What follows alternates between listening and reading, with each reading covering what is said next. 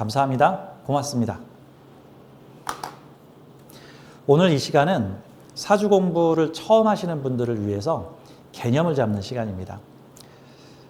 자, 내가 사주 공부를 조금 했다든가 아니면 실제 사주 상담을 조금 하고 계신다든가 아니면은 지금 하나도 모르는데 처음 사주 수업을 듣게 되었다라고 하시는 분들을 모두 포괄해서 오늘은 수업을 할게요. 자, 오늘 공부하는 시간은 사주를 어떻게 배울 것인가에 대한 거에 대해서 제가 개념을 잡는 시간을 잡아 드릴 건데 아마 무척 중요한 시간이 될 겁니다. 자, 사주 공부 첫 단추를 잘 끼워야 한다. 사주 명리학 공부를 시작하는 데 도움이 되는 사전 공부인데 저는 어떻게 보면은 오늘 얘기하는 이 내용이 정말 중요한 내용이라고 생각을 해요. 왜냐하면 오늘 이 내용을 모르고 사주 공부를 시작을 하면 그러니까 사주 왜 배워야 되지? 배워서 뭐에 쓰지? 사주를 어디에 쓸 수 있지? 사주로 뭘 할 수 있지? 이런 거에 대한 근원적 질문에 계속 시달리게 됩니다. 그래서 오늘 저하고 전반적인 개념과 철학을 잡고 수업 들어가도록 해요. 제가 교재를 좀 만들어 온 내용들을 좀 설명을 드리겠습니다. 자, 우선 여기 보면 표가 보이죠? 이 표가 기초반에서 공부할 내용을 딱 한 장으로 포괄한 겁니다. 그러니까 우리가 기초반을 3개월을 배우든 5개월을 배우든 어떤 분이 1년을 배우든 사실 다 이 안에서 배우는 거예요. 요 안에서. 뭐 외우는 게 어렵다? 그냥 요거 한 장만 프린터 해가지고 또는 스마트폰에 넣고 다니시면 됩니다. 그래서 요 표 한 장에 우리가 공부할 이론적인 내용이 모두 들어있다. 그러면 암기를 못하더라도 이 표에 써 있는 내용들만 이해를 해도 우리는 사실 사주에 대한 기초를 어느 정도 다 알 수가 있습니다. 다음. 자, 이제 오늘 저하고 함께 공부할 내용에 대해서 보도록 할게요. 제가 오늘 공부할 내용에 대해서 화두를 정해가지고 왔습니다. 자, 이게 화두예요. 자, 중요한 것부터 위에다 올려놨습니다. 저하고 함께 공부를 해보죠. 자, 우선 사주 명리학 공부를 시작하는 데 있어서 첫 단추를 잘 끼워야 됩니다. 자, 이런 것들을 좀 설명을 드릴게요. 이거 중요한 내용입니다.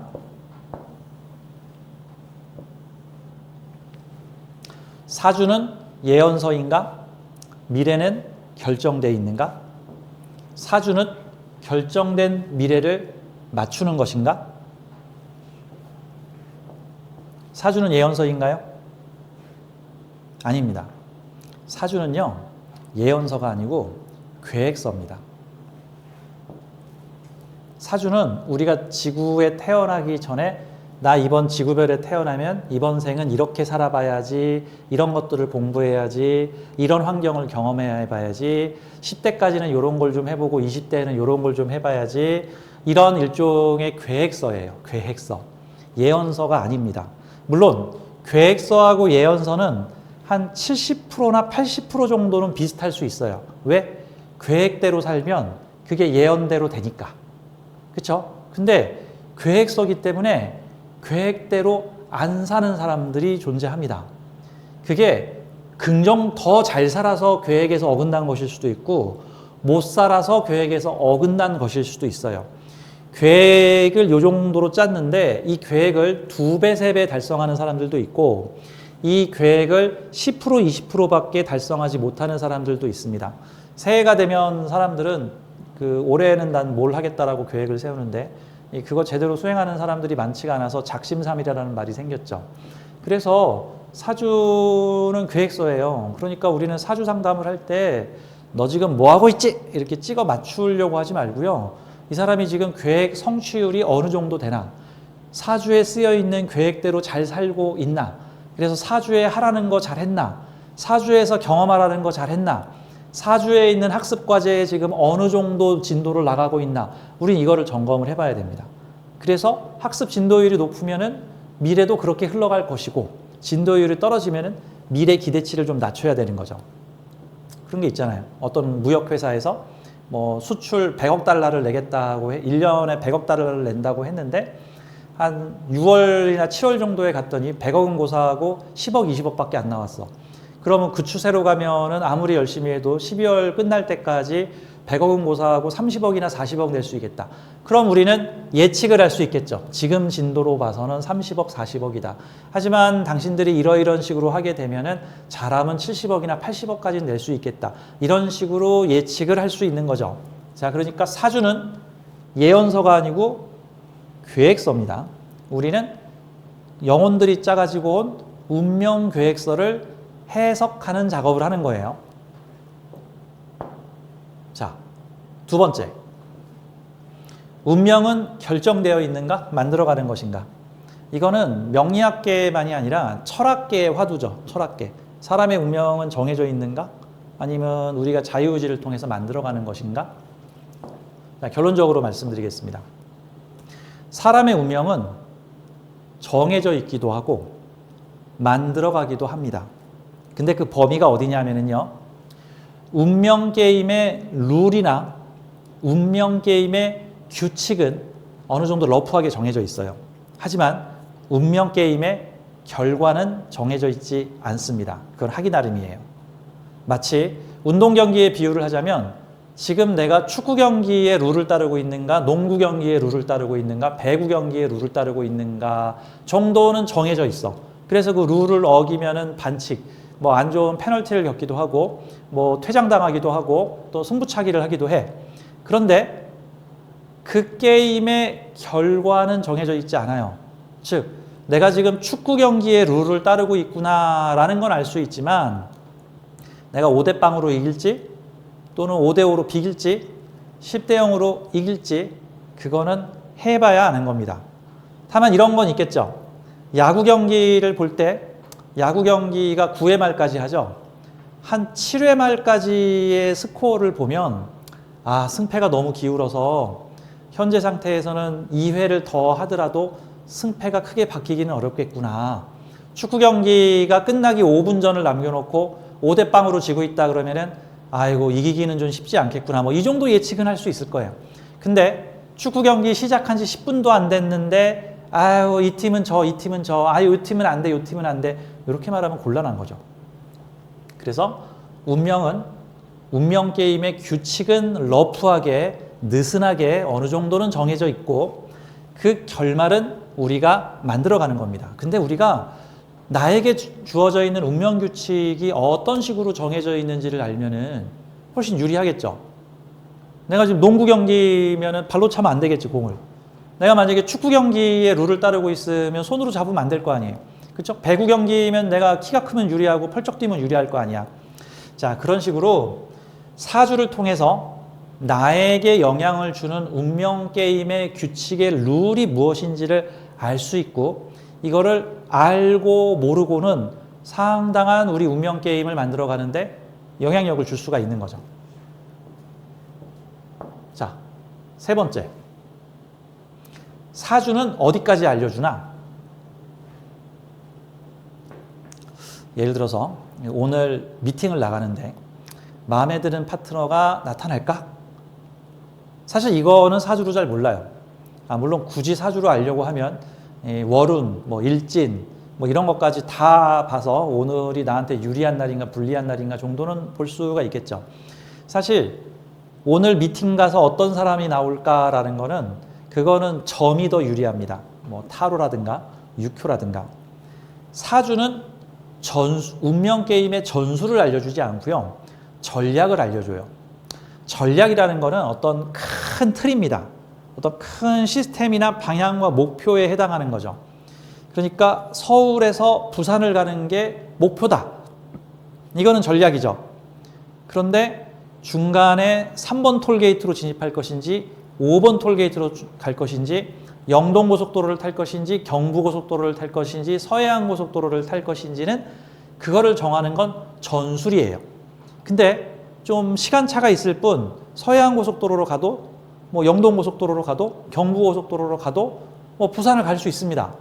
서해안고속도로를 통해서 가면은 바다 구경을 하면서 갈 수도 있고 경부고속도로로 가면은 최단 시간 안에 도착을 할 수 있겠지만 볼 거는 없겠죠.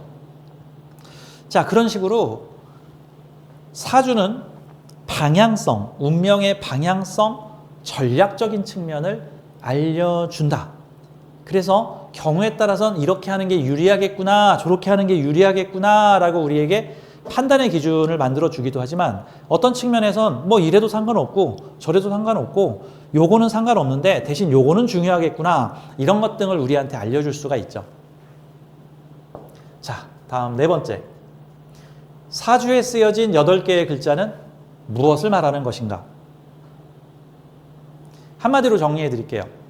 사주에 쓰여진 8개의 글자는요, 이번 지구별 체험의 미션, 내가 배워야 할 과제, 내가 경험해야 될 체험, 만일 우리를 지구별 여행자라고 가정을 한다면 내가 꼭 관광지에서 들려야 하는 버킷리스트입니다.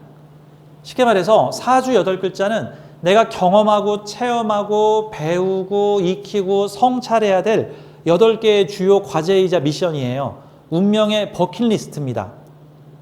이렇게 말하면 쉽죠? 쉽죠. 그때 많은 사람들이 사주를 배워서 편식을 합니다.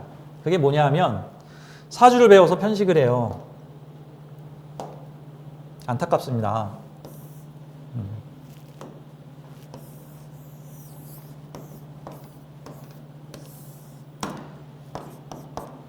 어떤 글자는 좋은 글자, 어떤 글자는 나쁜 글자 규정을 해서 좋은 글자는 취하고 나쁜 글자는 피해가야지, 이런 관점으로 접근을 한다?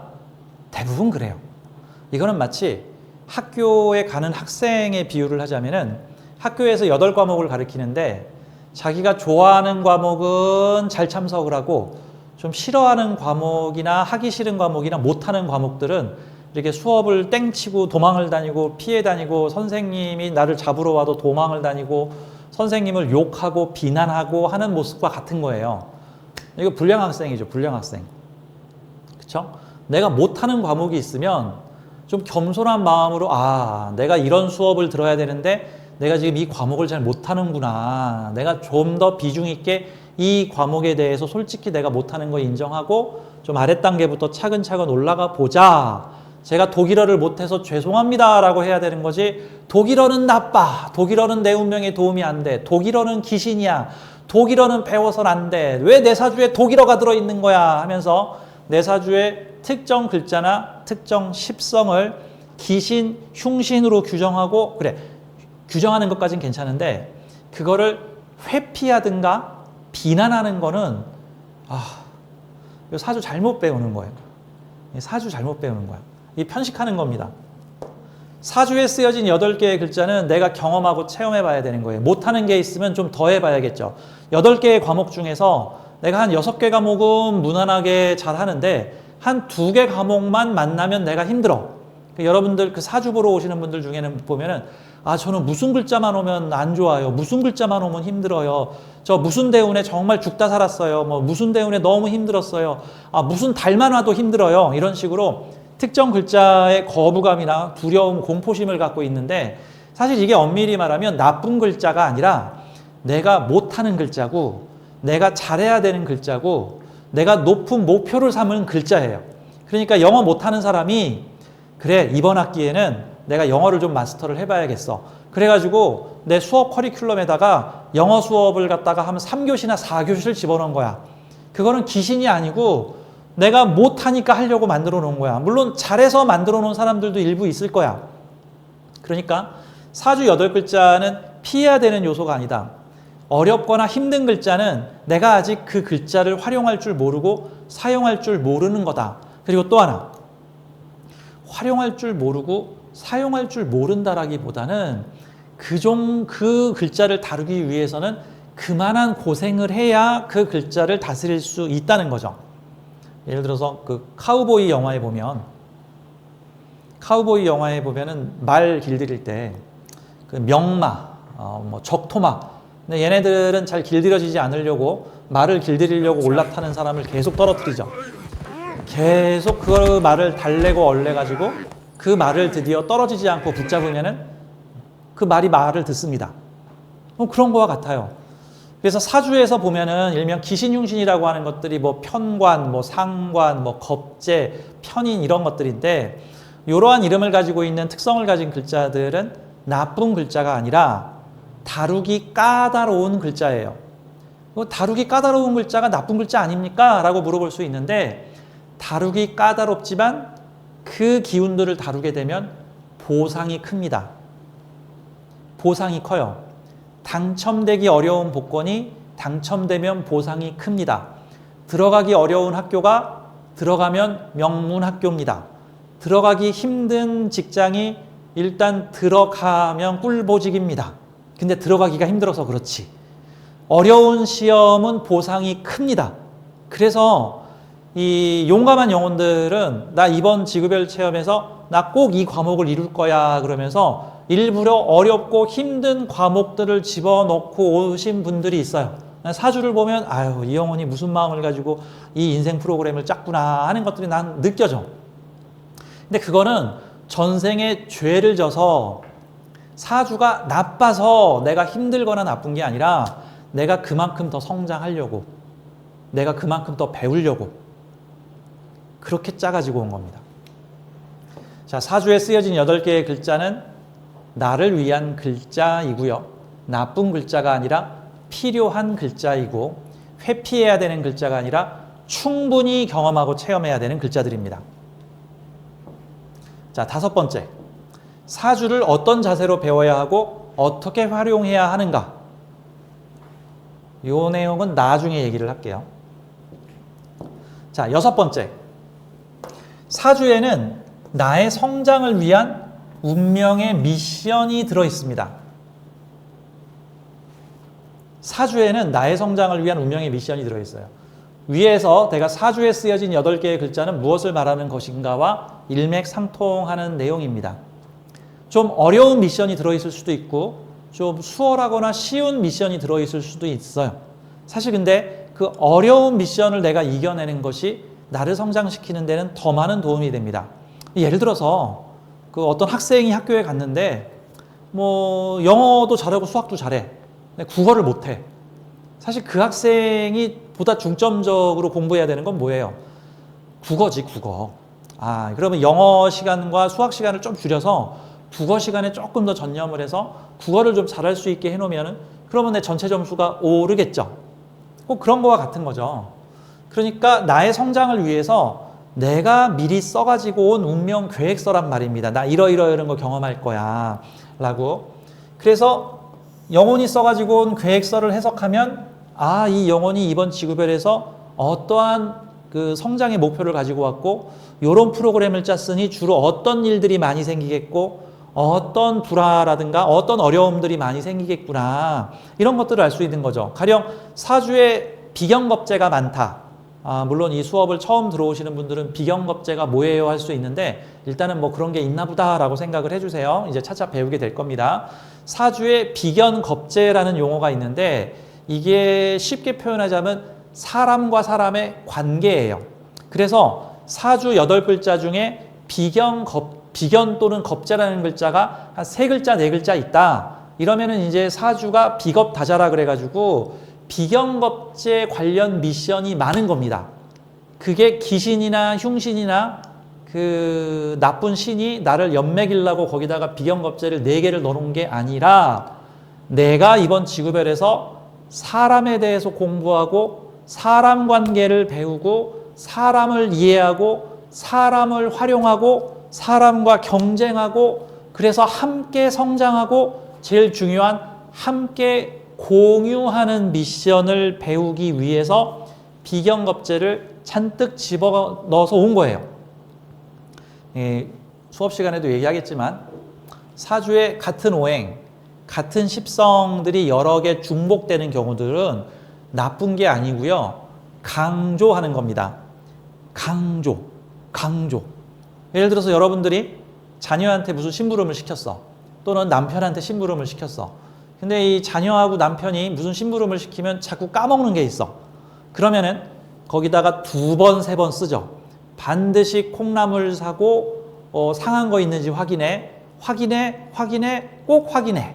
뭐 이런 식으로 써놓을 거 아니에요? 반드시 거스름돈 받아와 뭐 이렇게 2번, 3번 반복하라는 거는 나쁘거나 좋은 게 아니라 강조하는 겁니다.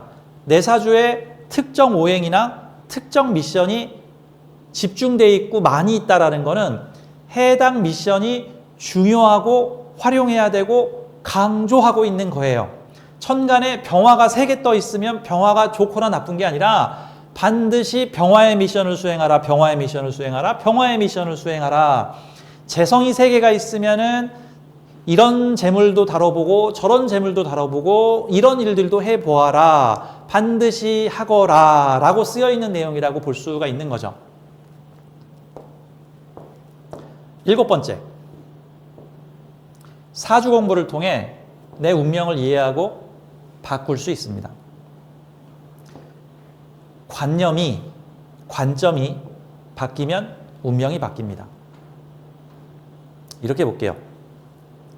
우리 주변에는 어떠한 사건이 벌어진다고 했을 때 그 사건이 절대적으로 좋은 일이거나 절대적으로 나쁜 일이거나 또는 절대적으로 슬픈 일이거나 절대적으로 기쁜 일일까요? 아닙니다. 누구한텐 기쁘고 누구한텐 슬프고 누구한텐 좋은 일이고 누구한텐 나쁜 일이에요. 그리고 어떤 사람한텐 그게 잠깐 눈앞에서는 나쁜 일이었다가도 한 2, 3년쯤 지나서는 그 일이 정말 좋은 일이었구나 라고 생각이 될 수도 있어요. 반대로 정말 좋은 일인 줄 알았는데 10년쯤 지나서 보니까 그게 나쁜 일이었구나, 그러지 말았어야 되는데, 이런 형태로 갈 수가 있습니다. 그래서 현실이 바뀌는 게 아니라 내가 운명을 바라보는, 세상을 바라보는 관념이 바뀌면 나의 운명이 바뀌어요. 그러니까 컵에 물이 반쯤 들어있었는데 왜 반밖에 없어? 누가 먹은 거야? 라고 하면 나쁜 일인 거고, 어머, 컵에 물이 반이나 차 있네. 저 반 내 거. 누가 고맙게도 반이나 남겨놨네. 이러면은 그건 기쁜 일이에요. 자, 컵에 물이 변했습니까? 아니요. 컵에 물을 바라보는 내 관념이 변한 겁니다. 그거에 따라서 세상이 행복해질 수도 있고 세상이 불행해질 수도 있어요. 사실 우리는 사주 공부를 통해서 세상을 바라보는 관점을 바꿔야 되고, 나를 바라보는 관점을 바꿔야 되고, 나의 과거를 바라보는 관점을 바꿔야 되고, 내 가족들을 바라보는 관점을 바꿔야 되고, 직장, 회사에서 만나는 사람들이나 어떤 현상이나 사물들을 바라보는 관점을 바꿔야 됩니다. 그러면 나의 운명도 바뀌어요. 자, 오늘 제가 준비한 자료에서 앞전 시간은 요 내용에 대해서 얘기를 쭉 해드렸고요. 다음은 요 내용도 제가 지금 해드릴 거고, 제가 준비한 과제를 조금 보여드릴게요. 제가 한 10페이지 정도를 만들어 갖고 왔습니다. 물론 아마 이번 시간에 다 못할 거예요. 다음 주에 더 자세한 내용들을 할 겁니다. 자, 요 페이지에서는 사주가 어떻게 구성되어 있고 각각의 자리는 어떤 의미를 가지고 있고 이런 거에 대해서 설명을 드릴 거고, 사주의 구조, 그 다음에 몇 개의 샘플 사주를 보면서 이런 사주들을 어떤 관점으로, 어떤 해법으로, 어떤 식으로 해석을 해야 되나, 사주 풀이를 해야 되나 라는 것들을 설명을 드릴 거고요. 그 다음에 여기다가 글자 넣기를 해서 사주 문법이 이렇게 생겼다라는 거를 좀 설명을 드릴 겁니다. 그 외에 다양한 내용들을 지금 써가지고 왔는데 이 내용들은 다음 주에 할 내용들이에요. 자, 오리엔테이션이니까 저하고 같이 기초반에서 배울 내용에 대해서 좀 설명을 드리겠습니다. 자, 기초반. 자, 처음에는 음양오행론 배울 거예요. 근데 제가 가급적이면 이론적인 부분보다는 실무적인 부분들을, 그러니까 사주를 배웠으면 좀 풀어야 될 거 아니에요. 그러니까 실무적인 부분에 좀 집중을 할 생각입니다. 그래서 음양오행론은 좀 빠르게 지나갈 생각이에요. 음양오행론을 길게 한다고 해서 사주 풀리는 거 아니니까. 이게 우주론에 대한 내용입니다. 특히 동양의 성각자들이 만든 세상을 바라보는 이 우주론에 대해서 무극이 있었고 태극이 있었고 이것이 다시 오행으로 분화가 돼서 세상을 이루는 5가지 근원적 기운, 이거를 이제 오행이라고 하는데, 이 오행론에 기반해서 뭐 건강, 한의학이죠. 그 다음에 어떤 운명을 바라보는 것, 어떤 물질을 바라보는 것, 어떤 형상학적인 요소들을 바라보는 것, 뭐 이런 것들이 다양하게 생겼단 말입니다. 음양오행론에 대해서 저하고 한 2, 3강 정도를 배우게 될 거예요. 음양은 한 1, 2강 정도 배울 거고, 요 오행론에 대해서는 한 2, 3강 정도를 배울 겁니다. 다음, 요게 중요하죠.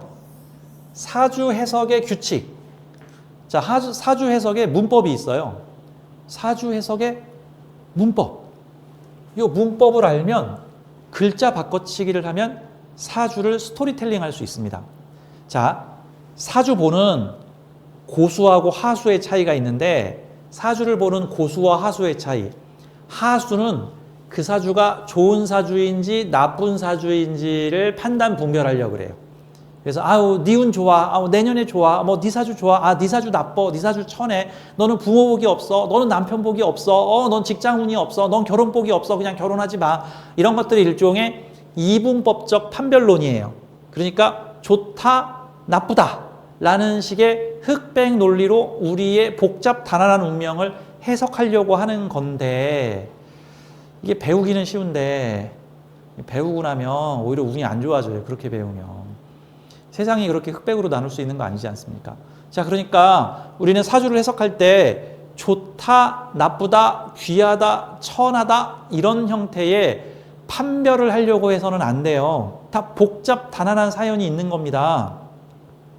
그러니까 예를 들어서 여러분들이 영화를 볼 때 뭐 멜로 로맨스 영화를 보기도 하고, 뭐 또는 인디아나 존스 같은 모험 액션 활극 어드벤처를 보기도 하고, 뭐 귀신 나오는 영화를 보기도 하고, 뭐 코미디 영화를 보기도 할 거야. 그 영화들을 갖다가 좋은 영화, 나쁜 영화 이런 식으로 볼 거예요? 아니죠. 좀 슬프고 우울할 때는 코미디 영화가 좋겠죠. 좀 마음이 메마를 때는 촉촉한 로맨스 영화가 도움이 되겠죠. 사나이 가슴 끌어오를 때는 액션 활극 전쟁 영화, 후련한 영화가 도움이 되겠죠. 또 그러면서 어떤 추리 소설이라든가 추리 영화 같은 것도 우리의 지적 호기심을 자극할 때는 필요하겠죠. 그런 것처럼 이 사주는 좋다 나쁘다의 개념이 아닌 그 이상의 복잡 단안한 겁니다. 그래서 사주는 좋다 나쁘다로 풀면 안 돼요. 이유는 좋으는, 이유는 나쁘는 이렇게 보는 게 아니라, 이유는 이런 거 할 때 유리하지만 이런 거 할 땐 불리한 운, 이런 자세를 가진 사람한테는 좋은 운이지만 이런 자세를 가지면은 좀 실망할 수 있는 운, 인성운이 올 때는 인성적인 것을 하기에는 유리하지만 인성이 극하는 식상을 쓸 때는 불리한 운, 재성운에는 어떤 재성적, 내가 무언가를 컨트롤하고 다루기에는 유리하지만 조용히 안식을 취하며 쉬기에는 불리한 운이란 말이죠. 어떤 사람한테는 저는 쉴 틈이 없어요. 돈을 벌어야 되니까 죽어라고 일해야 됩니다. 그런 사람한테는 재성운이 좋은 거고, 저는 지쳤어요. 저는 좀 쉬고 싶어요. 좀 힐링하면서 일도 좀 적게 하면서 나를 돌아보고, 나 좀 명상도 좀 하고 공부도 좀 하고 좀 쉬고 싶어요. 이런 사람한테는 재성운이 안 좋고 인성운이 좋은 거죠. 그러면은 또 아침 먹으면 재성운이 좋을 수도 있고, 점심 먹고 생각해보니 인성운이 좋을 수도 있고, 저녁 먹고 잠들기 전에 생각해보니까 다시 또 재성운이 좋을 수도 있어. 그게 그때그때 달라요. 그러니까 사주를 이분법적으로 보지 말아야 돼. 그러면 하수들은 사주를 좋다 나쁘다의 이분법적으로 봅니다. 그러면 고수는 어떻게 볼까요? 고수는 사주를 스토리텔링 합니다. 그러니까 이 영화는 좋은 영화야, 이 영화는 나쁜 영화야 이렇게 말을 하는 것이 아니라, 이 영화는 주인공이 사랑을 찾아 여행을 떠나면서 겪는 다양한 스토리를 가지고 있는 영화야. 뭐 네가 그런 스타일 좋아하면 좋은 영화고, 너가 그런 스타일 싫어하면 좀 재미가 없을 수도 있을 거야. 이런 형태죠. 뭐 이 영화는 탐정이 나타나서 미제 사건들을 추리를 해가면서 불쌍한 사람들을 도와주고 범죄자를 잡는 후련한 영화야. 하지만 잔인한 장면들이 나올 수도 있고, 가끔 주인공의 친구들이 죽기도 하고 슬픈 장면들도 많이 나오기도 해. 너가 이런 장르를 좋아한다면 좋은 영화고, 너가 이런 장르를 싫어한다면 재미없는 영화야. 이런 형태죠. 사실 우리의 운명은 단순하지 않아요. 복잡 단안합니다. 그래서 저는 저에게 사주를 배우시는 분들에게 사주를 품평하지 말고 사주를 스토리텔링하라. 스토리텔링을 다른 말로 바꾸면 서사죠, 서사. 사주를 서사화하라. 이 사람의 운명 서사는 어떻게 되어 있을까를 추론해 보라. 이 계획서가 계획대로 펼쳐지게 된다면 또는 이 운명 계획서가 계획의 80%, 70% 정도 추진이 된다면 어떤 인생 그림이 펼쳐지게 되고 거기에서 어떤 즐거운 일, 어떤 슬픈 일, 어떤 괴로운 일, 어떤 힘든 일, 또 그 일을 겪음으로써 어떤 보상, 어떤 기쁨, 어떤 즐거움들이 있을까, 이런 것들을 우리가 추론해보고 생각해 봐야 되는 거죠. 그래서 사주를 스토리텔링 해야 합니다. 물론 저는 그냥 뭐 좋다 나쁘다로 구분하는 게 좋아요 라고 하시는 분도 있을 거고, 그건 역시 존중하고 그 과정이나 그 단계도 필요합니다. 근데 저도 처음에 초창기에 사주를 배울 때는 그런 관점으로 공부를 했었는데, 수많은 사람들의 인생 이야기를 듣고 상담을 하고 공부를 하고 고민을 하고 명상을 하고 연구를 하다 보니 사람의 인생이 좋다 나쁘다로 분류를 할 수 없구나, 모든 인생은 다 의미를 가지고 있고 필요하구나 라는 걸 알게 된 거예요. 자, 아무튼 이 사주 해석의 규칙, 즉 사주 문법을 알게 되면은요, 사주를 스토리텔링 할 수 있습니다. 왜? 사주 문법을 알면요, 이 문법에다가 글자 바꿔치기를 대입을 해가지고 대략 뭐뭐뭐가 뭐뭐뭐를 어떻게 해서 어떻게 하라는 소리구나 라는 식으로 기초 메시지를 만들 수가 있어. 이제 거기다가 우리가 살을 붙이면 되는 거야. 그래서 이 사주 문법은 그 어디에서도 가르쳐 주질 않습니다. 제가 어떻게 하면은 저에게 공부를 하시는 분들에게 사주를 좀 쉽게 배우게 할 수 있을까 고민해서 만들어낸 게, 그러면 사주를 문법으로 만들어서 일단 사주를 잘 모르겠으면 일단 이 문법으로 기계 번역을 하신 다음에 그거를 응용하세요 라는 형태로 말씀드립니다. 그래서 이 사주 문법에 대해서 설명을 드릴 텐데, 사실 근데 이 사주 문법은 문법만 가지고는 사주가 해석이 안 되고요. 문법 플러스 십천간, 십이지지, 그 다음에 십성, 요거를 알아야 해석이 돼. 자, 그래서 이 사주 문법은 중간중간에 계속 해석을 하면서 사주 푸는 방식을 쉽게 말씀을 드릴 겁니다. 자, 다음 기초과정에서 중요한 것 중에 하나가 사주를 구성하는 글자들의 의미죠.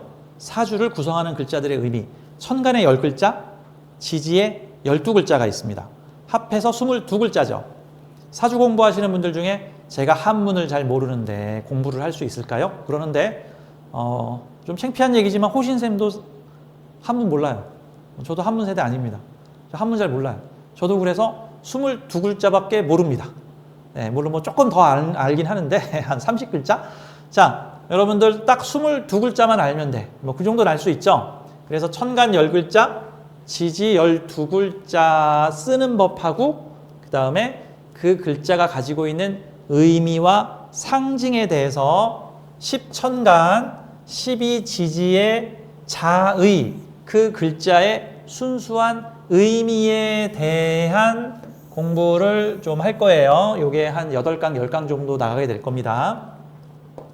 다음, 사주 기초반에서 십성의 꽃이라고 하는, 어떤 면에서는 사주 푸는데 가장 큰 도움을 주는 게 십성론이에요. 기초 때는 사실 십천간, 십이지지 자의론, 이걸 물상으로 활용하는 방법이 매우 주관적으로 풀게 되기 때문에 이 기준이 잘 안 잡혀서 사주가 잘 안 풀립니다. 과연 내가 푼 게 맞는 말인가 라고 의심을 하게 돼. 그래서 이거보다는 체계가 좀 많이 잡혀있는 이 십성론을 배우게 되면은 십성, 10개의 성질이라고 하는 십성론을 배우게 되면은 이때부터는 이제 사주 푸는 게 좀 속도를 가지게 될 거예요. 참고로 십천간, 십이지지 자의론은 글자 고유의 뜻과 의미를 나타내는 거고, 이 십성론은 그 글자가 하는 역할에 대해서 얘기를 하는 겁니다. 그러니까 착한 사람이 악인을 맡았다, 뭐 이런 식으로 표현할 수 있죠. 그 사람 어떤 사람이야? 뭐 순수하고 착한 사람이야. 그거는 그 사람의 자의죠. 그 사람의 자체적인 순수한 의미죠. 그럼 그 사람 무슨 일해? 택시 운전사 해. 누구를 돕는 일을 하고 있어. 그 강아지를 다루고 있어. 농장을 경영하고 있어. 그거는 그 사람이 하는 역할이죠. 그래서 사주는 22개의 글자가 어떤 역할을 하고 있는가, 십성론으로 사주를 풀게 돼. 내 사주에 8개의 글자가 있는데, 그래서 사주 팔자죠. 4개의 기둥, 8개의 글자, 팔자. 근데 8개의 글자에 글자 자체의 의미가 있고, 갑이면 갑이라는 의미, 을이면 을이라는 의미, 기토면 기토라는 자체의 의미를 가지고 있는데, 근데 이 사주에서 갑은 무슨 역할을 하나, 을은 무슨 역할을 하나, 이거를 종합해서 갑이라는 재물이 을목이라는 재물과 함께 묶여 내가 다루는 나의 일이 되고 있다. 이제 이런 식으로, 그러면 내 사주는 이러이러한 일을 하게 되는 사주이고, 싫든 좋든 이러한 일들이 펼쳐지겠구나. 내가 스스로 이 일을 적극적으로 하면 즐거운 일이 될 것이고, 하기 싫은데 억지로 끌려가면 힘든 일이 되겠구나. 이런 식으로 해석을 할 수가 있는 거예요. 다음, 천간의 생극재화와 지지의 형충회합을 함께 배울 겁니다. 이것도 기초 단계에서는 되게 핵심적인 내용이죠. 사주는 글자와 글자 간에 생, 극, 합이라고 하는 3가지의 핵심적인 역할이 있어요. 자, 생, 극, 합. 근데 이 합은 극하고 같이 움직이기 때문에 그냥 둘로 나눠서 생하느냐, 극하느냐. 즉, A가 B를 돕느냐, A가 B를 조종하거나 컨트롤하느냐, 또는 A가 B에게 생을 받느냐, 또는 A가 B에게 조종을 당하느냐. 이런 관계로 생극이라는 관계가 있는데, 이 생극의 의미를 제대로 배울 거고요. 왜냐하면은 이 사주를 배우시는 분들이 아직 세상을 흑백 논리와 이분법적 관념으로 배우시게 되면은 생은 좋은 거고 극은 나쁜 건가요? 충은 나쁜 거고 합은 좋은 건가요? 뭐 귀문은 나쁜 거고 형도 나쁜 건가요? 합은 좋은 건가요? 뭐 이런 식으로 좋으냐 나쁘냐 좋으냐 나쁘냐로 다 가리려고 그러는데, 그렇지 않아요. 사주에 나타나는 모든 현상들은요, 가위바위보랑 비슷해요. 가위바위보. 여러분, 가위가 좋아요? 바위가 좋아요? 뭐 주먹이 좋아요? 가위바위보 중에서 어느 게 좋은 거예요? 어쩔 때는 보자기가 좋고, 어쩔 때는 주먹이 좋고, 어쩔 때는 가위가 좋기도 하겠죠. 또 규칙을 바꾸면은 이번에는 반대로 주먹이 좋을 수도 있고, 보자기가 좋을 수도 있고, 또 보자기가 나쁠 수도 있고, 주먹이 나쁠 수도 있고, 그거는 그때 상황에 따라 전부 달라진다라는 거예요. 그래서 이 생극재화와 형충회합 배울 때 절대 이분법적으로 이거는 무조건 좋은 작용이고 요거는 무조건 나쁜 작용이야, 이렇게 얘기를 하면 곤란해요. 그거는 내가 그 상황을 어떻게 인식하느냐에 따라서 누군가한테는 똑같은 현상인데 좋게 느껴지고, 누군가한테는 똑같은 현상인데 나쁘게 느껴지는 거예요. 자, 그 다음 우리 기초과정에서 후반부에 배우게 되는 게, 자, 이런 거 다 배웠다. 그러면 이제 얘네들을 조합을 해가지고 6가지 용신론을 배웁니다.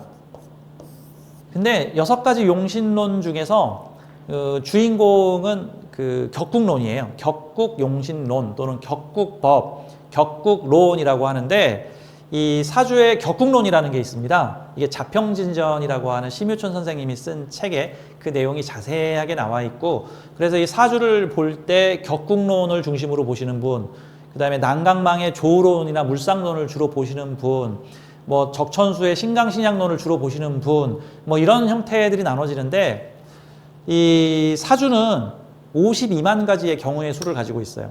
그래서 이 52만 가지의 경우의 수의 사주를 모두 배우려면 머리가 아프겠죠. 그래서 이 명리학자들이 머리를 싸매가지고 만들어낸 게, 이 사주의 장르를 한 10개로 나눠 놓은 게 격국론에서 십정격 법입니다. 그러니까 우리가 MBTI라 그래가지고, MBTI는 사람의 성격 분류를 16개로 나누고 있죠. 그럼 그 16개 중에 하나에는 다 해당이 되겠죠. 물론 뭐 이렇게 겹쳐서 나오겠지만. 근데 이 십정격법에서는, 이 격국론에서는 사주를 10개의 큰 테마로 구분을 해요. 좋거나 나쁜 걸 구분하는 게 아니라, 이 사주는 이런 테마에 속한다, 이 사주는 이런 테마나 장르를 구분하는 법입니다. 어떤 목적으로? 사회적 임무와 목적을 중심으로. 여기 말하자면 기니까 이 정도까지만 할게요. 격국론을 주로 배우게 될 거고요. 나머지 5개의 용신법, 뭐 억부용신, 뭐 중화용신, 뭐 통관용신, 소통용신, 조우용신, 뭐 전황용신 이런 형태들의 다른 용신법들에 대해서는 간략히 소개를 할 건데 사실 제가 용신론을 가르치는 목적은 용신론이 중요하니 꼭 배워라 라는 내용이 아니고 엄밀히 말하면 용신론에 빠지지 마라, 용신론에 매몰되지 마라, 용신법 배우면 사주 다 푼다고 생각하지 마라. 그래서 용신론의 한계와 장점에 대해서 분명하게 언급을 해줄 거예요. 그러니까 모르는 사람들이 용신에 맹신을 하는데 용신법에 대해서 알고 나면 아 이럴 땐 이 용신법이 필요하고 요럴 때는 요 용신법이 필요하고 아 요거는 용신으로 풀 수 있는 사주가 아니라 다른 방식으로 풀어야 되겠구나. 사실 스토리텔링으로 풀면 다 풀려요. 꼭 용신이 아니더라도. 대신 용신은 각각의 상황에 따라서 이런 상황에서는 이 글자가 중요해지고 이런 상황에서는 요 글자가 중요해지고 이런 측면에서는 요 글자가 중요해지는구나 라는 어떤 사주 분석법적 측면에서 매우 유리합니다. 그래서 용신에 매몰되지 않되 또 그렇다고 용신을 무시할 수도 없으니 이거에 대한 적당한 균형을 잡을 수 있게 제가 균형 잡힌 용신론에 대해서 가르쳐 드릴 겁니다. 그리고 끝으로 사주 스토리텔링법. 사주를 좋다 나쁘다로 안 풀면 어떻게 풀어야 돼요? 이야기로 풀어야 돼요. 우리 운명의 서사가 어떻게 쓰여 있는지, 어떻게 살라는 것인지, 어떤 식으로 흘러갈 것인지에 대한 대략적인 러프한 스토리텔링을 사주를 보고 할 줄 알아야 됩니다. 마치 이런 것 같은 거죠. 저의 말년은 어떻게 될까요? 물어봤어. 말년운을 딱 봤더니 식신상관이 가득 들어와서 막 형충을 해. 말년에는 어떤 책임과 의무에 얽매이지 않고 당신이 하고 싶은 일을 마음껏 하며 그동안 못 해본 것을 원 없이 누리는 운이 될 것입니다. 라고 얘기를 해줬다고 쳐. 이건 좋은 운인가요? 나쁜 운인가요? 어떤 사람한텐 어머 좋은 운이군요. 어떤 사람한텐 안 돼요. 내가 아이들을 늦게 봐서 나는 70까지 일을 해야 돼요. 어떻게 놀러를 갑니까? 어떤 사람한테는 안 좋은 운이죠. 부부 상담을 할 때 한 50대 여성분들이나 40대 중후반의 여성분들이 남편 사주를 보러 오면 꼭 물어보는 게 있습니다. 우리 남편 언제까지 일해요? 그 부인 입장에서는 남편이 70대, 80대까지 일해요. 그러면 아주 좋아하시고요. 아유, 남편 퇴직하면 할 일이 없겠어요. 퇴직하면 쉬셔야겠어요. 그러면 매우 싫어하십니다. 근데 반대로 남자분들이 왔어요. 반대로 남성분들 50대 초중반의 남성분들이 오셔서 자신의 퇴직운에 대해서 물어봅니다. 그분들은 아유 60 이후에는 하고 싶은 거 하시면서 힐링하시면서 편하게 사시겠습니다. 뭐 직장이나 사업 안 하셔도 되겠어요. 그럼 되게 좋아하세요. 근데 아유 당신 사주는 80까지 일해야겠네. 못 쉬어 이렇게 얘기하면 으악 합니다. 같은 상황인데 부인의 입장과 남편의 입장이 다르죠. 자식의 입장도 다르죠.